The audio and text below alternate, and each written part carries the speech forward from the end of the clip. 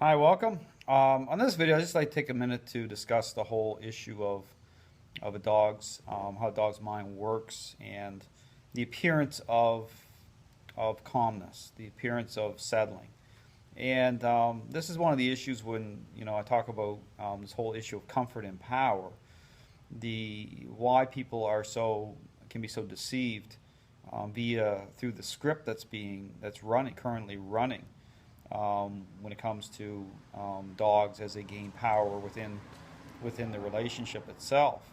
And because what happens is the owner starts to become seen as property to the dog. In fact, the dog will become empowered through that person at the relational level.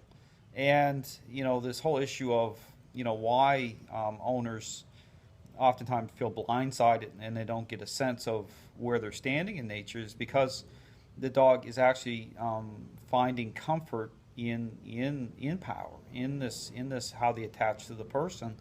And so this is why if you'll see dogs get challenged very very quickly.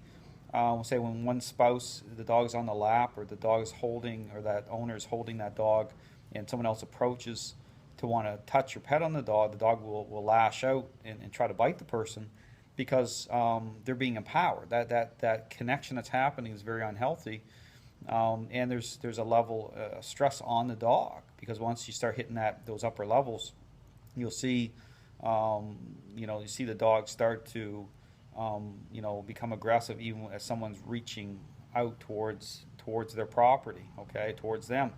And because even a slight shifting of psychology will trigger the dog, how the dog reacts.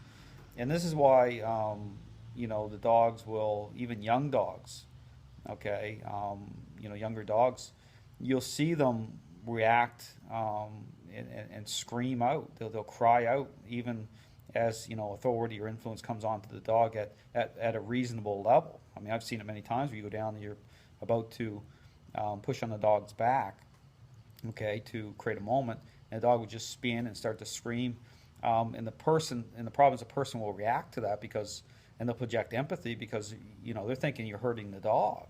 And actually, what's happening is the levels have gotten so high, the mind pulls in. Okay, it's like the narcissist camping out because they don't want their false narrative challenged. It's the same thing that happens with dogs. They don't want. They start to camp out. The mind will actually pull in so hard on itself. It'd be like, you see, kids get themselves so upset they start to throw up. They make themselves throw up. Well, that's basically the same thing. But the problem with that, it creates a worse scenario and problem for people because they're already emotionally connected to the dog. So a sense, even an indication the dog is in their mind being hurt, even though it's the mind reacting, okay, not the physical. The dog isn't being physically hurt at all. Just that stress, that tipping point has been reached, that the person will project more empathy, so it empowers the dog even more because the person's already in a state of weakness. So it creates this real cycle of failure that people can't escape from because they're caught in this endless loop that just keeps going around and around and around. So so the whole issue here is really to get people, in. It's just like I say, a tornado has a calm center. It's to get people, in a position where they can truly step back from everything and see where they're at, so that they can start to change the relationship from the inside out. I mean, that's what matters. So again, this whole issue of appearances. Again, this whole issue of comfort and power, and the ability to see clearly. It comes through,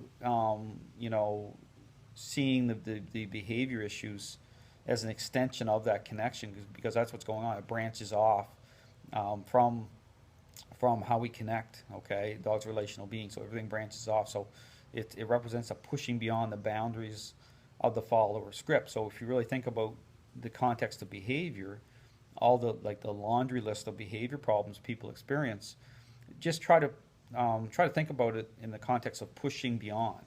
Okay, pushing beyond. It's pushing beyond the script, not the follower script. So the taking off, the not listening, okay, even the housebreaking, that state of mind's being expressed. But the type of attachment, it's in a possessive state.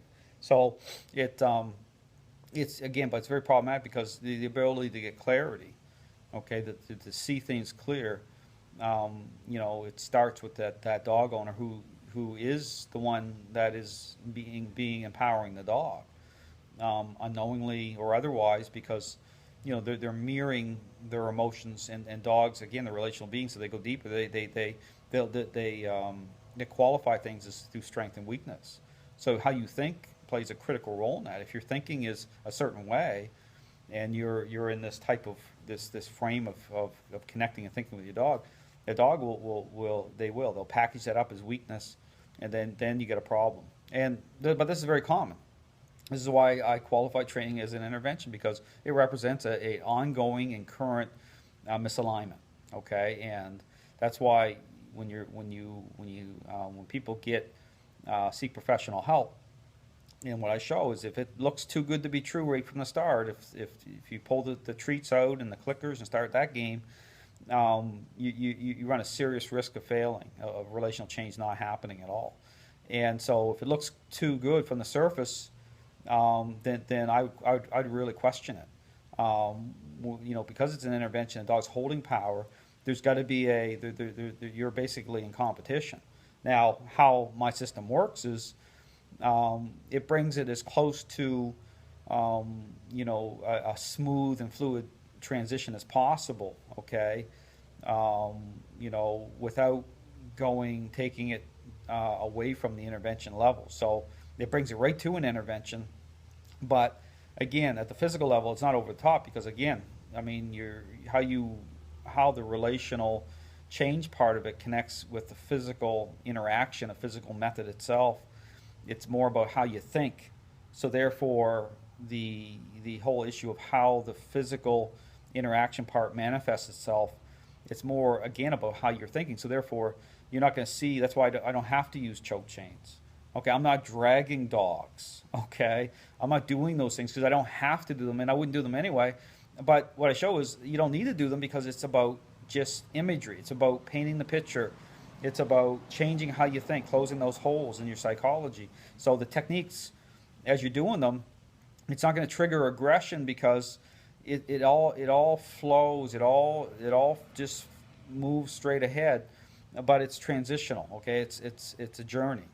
So even the whole issue of how you put the structure in place to help with that process, it takes the stress and pressure off both you and your dog, so that you know you can have your cup of coffee, you can relax. The structure is actually helping you create change on top of what you're doing. So you know it all comes together. You know, it's all because dogs are relational beings that connect dots that way throughout everything. So it's all about approaching training at that level. So again, if you're seeking out answers, you're trying to reconcile what's seen from the surface and the information. What I do through sessions is I sit down right from the start, before I even touch on the dog. I sit down with dog owners for about 10-15 minutes and make sure they're on the right page. Okay, there's some reverse things here that are totally opposite to how we want to think as humans. Okay, nature's like that. So it's about getting people thinking right, and so that they're not fearing. It doesn't break. It's not about, you don't break the spirit and drive of dogs. That's not how this works. It's relational. It's about context. Okay, so it's a deeper. There's deeper meaning in this, and in fact, the bond that you establish with your dog through this, because it's about meeting the needs of another, the bond actually becomes stronger. Okay, than what you truly are experiencing, because deep down, your dog's not happy and you're not happy, because your dog's stressed out, and you know there's a problem, and so you can build a world for your dog to fit into, but your dog isn't truly happy at all. Okay, because they have the relational need is important. We have to bring them into a follower script, because if they have power in the relationship, that's not naturalistic to the dog, not within the framework of a human world. It just isn't, because it doesn't make sense to them, because it doesn't line up properly. You know, people want to know where all the stress comes from and then you know, when you look at this ideology, this whole thing about using treats and all this, or love or teach and all this stuff to overcome fear issues. That's why people are lighting candles and using thunder shirts, and they're using all sorts of things. because they're trying to take an end run around changing themselves. And what I show is it's all about the person. It's relational. So you're the one that has to change for the dog to change. So, but again, it's a journey. So I show people how to encourage them, build up their confidence, getting clarity going on, and then you're truly gonna experience results. You're gonna experience a really good level of change very fast. And it's all about it's all about the relationship.